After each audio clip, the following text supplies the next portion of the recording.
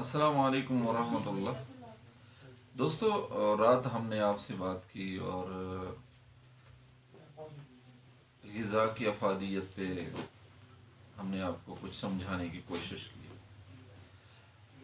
انسان، ہمارے پاس ایک سوال تھا کہ انسان بیمار کیوں ہوتا ہے۔ اچھا، اس پہ دو نقطۂ نظر پائے جاتے ہیں اس وقت زمانے میں۔ حکماء کا نقطۂ نظر، حکماء کے ایک گروپ کا نقطۂ نظر، جو جدید نقطۂ نظر ہے وہ یہ ہے کہ انسانی وجود کے اندر اخلاق کی اعتدال، اخلاق کا اعتدال صحت کے لیے ضروری ہے، اور جب کبھی اخلاق کا اعتدال ٹوٹے گا تو امراض پیدا ہوں گے۔ اچھا، اعتدال اخلاق سے کیا مراد ہے؟ دیکھیں، اللہ نے کائنات کو چار چیزوں سے بنایا: آگ، ہوا، پانی، مٹی۔ یہی چار چیزیں انسان کے انٹرنل یعنی اندرونی طور پہ بھی موجود ہیں۔ تو انسان کے وجود کے اندر ان کا جوہر موجود ہے۔ اب جیسے کہ اللہ نے اس کی مختلف قسمیں تخلیق کی ہیں۔ اب ہم گندم کھاتے ہیں، وہ بھی مٹی کی قسم ہے۔ ہم سیب کھاتے ہیں، وہ بھی مٹی کی قسم ہے۔ ہم دیگر فروٹ کھاتے ہیں، وہ بھی مٹی کی قسم ہے۔ اس طریقے سے یہ جو چار چیزیں ہیں، ان کا جوہر انسان کے انر میں ایک نئے طریقے سے موجود ہے، جس کو طب کی زبان میں اخلاق کہا جاتا ہے۔ اب چار اخلاق ہیں۔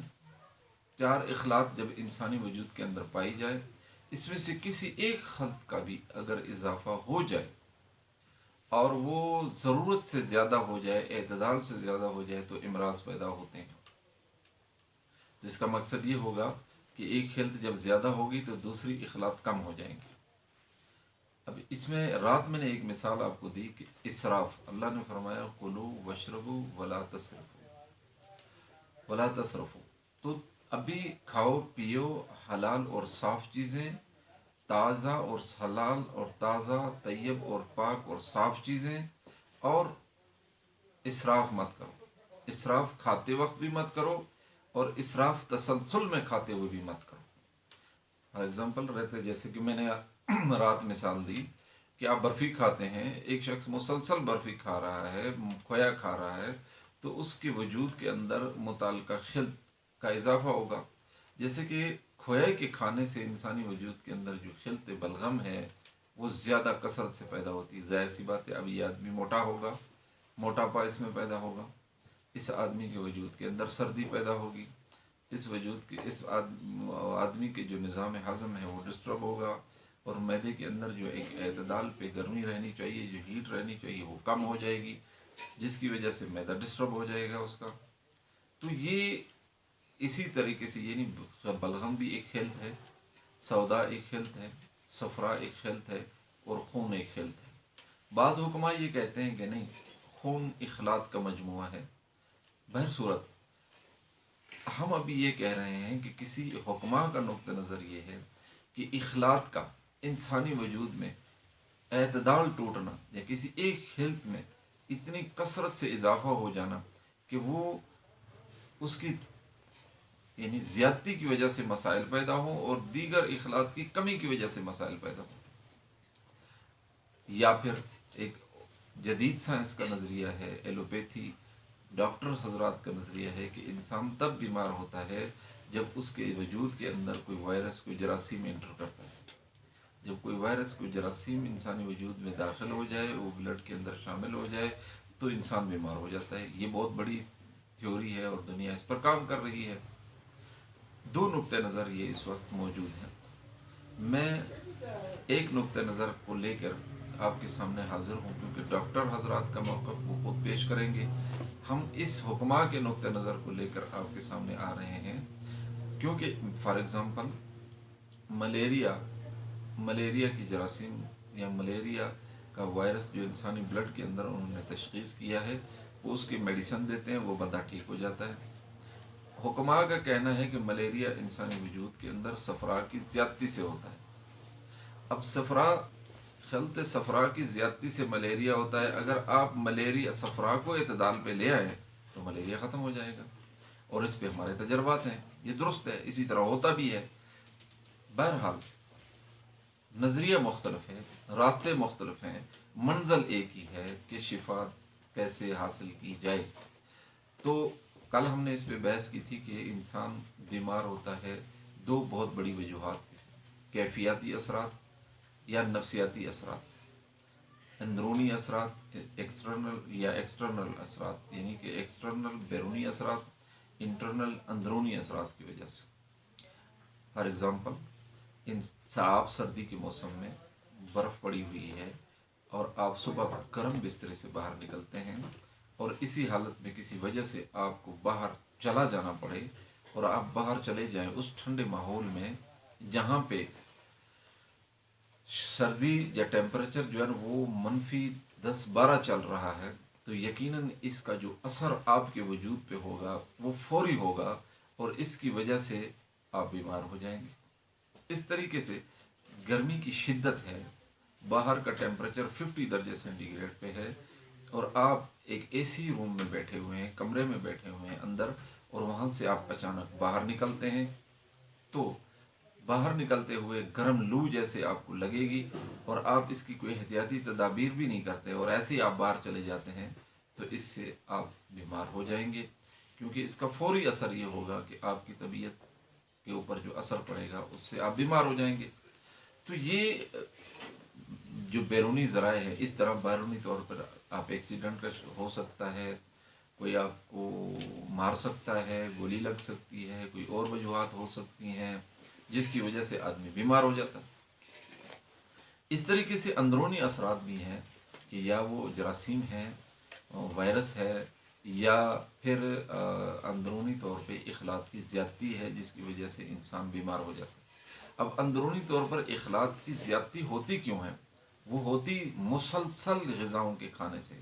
مثال کے طور پر ایک شخص کو مچھلی کھانا پسند ہے، ایک شخص کو گوبھی کھانا بہت پسند ہے، ایک شخص کو کھٹی چیزیں کھانا بہت پسند ہے، اور وہ مسلسل طویل عرصے تک ان کا استعمال کرتا ہے روزمرہ کی اپنی لائف میں۔ اس کے نتیجے میں کیا ہوگا؟ اس کے نتیجے میں اس شخص کے وجود میں سردی خشکی بڑھ جائے گی، کیونکہ یہ ساری چیزیں سردی خشکی پیدا کرتی ہیں۔ جب وہ انسانی وجود میں حد سے بڑھے گی تو اس کا مقصد یہ ہے کہ اس سے خلط سودا پیدا ہوگی، اور خلط سودا جب غلبہ کرتی ہے تو صفرا اور بلغم کم ہو جائیں گے، جس کے نتیجے میں انسان کا جو وجود کا اعتدال ہے وہ ٹوٹ جائے گا، اسے قبض ہو جائے گی، اس کے پاؤں پھٹ جائیں گے، اس کو افارہ ہوگا، اس کو گیس ہوگا، اس کو ریاح کی زیادتی کی وجہ سے تکالیف ہوں گی، اس کی نیند آؤٹ ہو جائے گی، یہ زیادہ تر چلنے پھرنے اور حرکت کرنے والا آدمی ہوگا، اس کی جلد سیاہ ہو جائے گی، جب اس کی شدت زیادہ ہو تو اس کی جلد سیاہ ہو جائے گی، رنگ کالا پڑ جائے گا، سانولا ہو جائے گا۔ تو اس سے اب اس کو اعتدال پہ کیسے لایا جائے؟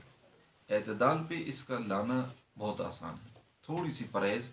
اگر آپ وہ غذائیں جن سے یہ خلط پیدا ہو رہی ہے انہیں چھوڑ دیں، اور وہ غذائیں جو اس کے مخالف خلط ہے جسے ہم صفرا کہتے ہیں، صفرا کو جو پیدا کرتی ہیں جو غذائیں جن اخلاق سے صفرا پیدا ہوتا ہے، اگر آپ وہ زیادہ مقدار میں کھانا شروع کر دیں تو اس کا نتیجہ یہ ہوگا کہ سودا جو وجود میں ضرورت سے زیادہ ہے وہ نکل جائے گا، اور صفرا جو ضرورت سے کم تھا وہ اعتدال پہ آ جائے گا، اور بلغم وہ بھی اپنے اعتدال پہ آ جائے گا واپس۔ تو اس طریقے سے انسان کی صحت واپس بحال ہو جائے گی۔ اسی وجہ سے ہم یہ کہہ رہے ہیں کہ غذا ہی واحد علاج ہے، کیونکہ غذا کی زیادتی سے ہی بندہ بیمار ہوا ہے، اور غذا کی سیٹ کرنے یا اس کو ترتیب دینے سے، یا غذا کو جن غذاؤں کے زیادہ استعمال کرنے کی وجہ سے انسان کی بلڈ کے اندر، خون کے اندر وہ متعلقہ خلق اخلاق کا اضافہ ہو گیا ہے، ان کو کم کیا جائے یا جو موجود ہیں ان کا اخراج کر دیا جائے، تو انسان کی صحت واپس بحال ہو جاتی ہے۔ یہ ایک بہترین طریقہ ہے، یہ ایک آسان طریقہ ہے، اس سے آپ کو ٹیسٹنگ پروسیس سے نہیں گزرنا پڑتا۔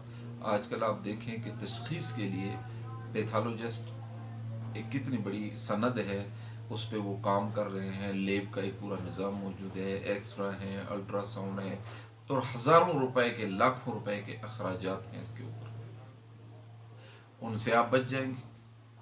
حکما حضرات صرف نبض دیکھ کے، قارورہ یعنی آپ کا پیشاب دیکھ کے، آپ کے وجود کے اندر موجود علامات کو دیکھ کر یہ ڈیسائیڈ کر لیتے ہیں کہ آپ کے وجود کے اندر کس خلط میں کی زیادتی ہے، اور کن خوراکوں کو بند ہونا چاہیے اور کن خوراکوں کو لینا چاہیے۔ جب آپ کی تکلیف جو ہے اس تکالیف یا وہ بیماری جس اخلاط کی زیادتی کی وجہ سے پیدا ہو رہی ہیں، اس کی اپنی اپنی علامات ہیں۔ جب صفرا زیادہ ہوگا اس کی اپنی علامات ہوں گی، جب سودا زیادہ ہوگا اس کی اپنی علامات ہوں گی، اور جب بلغم زیادہ ہوگا اس کی اپنی علامات ہوں گی، جب خلط خون کا اضافہ ہوگا اس کی اپنی علامات ہوں گی، اور ان کی علامات ایک دوسرے کے ساتھ نہیں ملتی ہیں، ان کی علامات ایک دوسرے کے ساتھ بالکل نہیں ملتی ہیں۔ تو اس طریقے سے آپ یہ جو ہے اپنی تشخیص اور تجویز کرا سکتے ہیں۔ اس لیے ہم آپ سے یہ عرض کر رہے ہیں کہ آپ ہمارے ساتھ بنے رہیے، آپ ہمارے ساتھ ہمارے چینل کو سبسکرائب کیجئے۔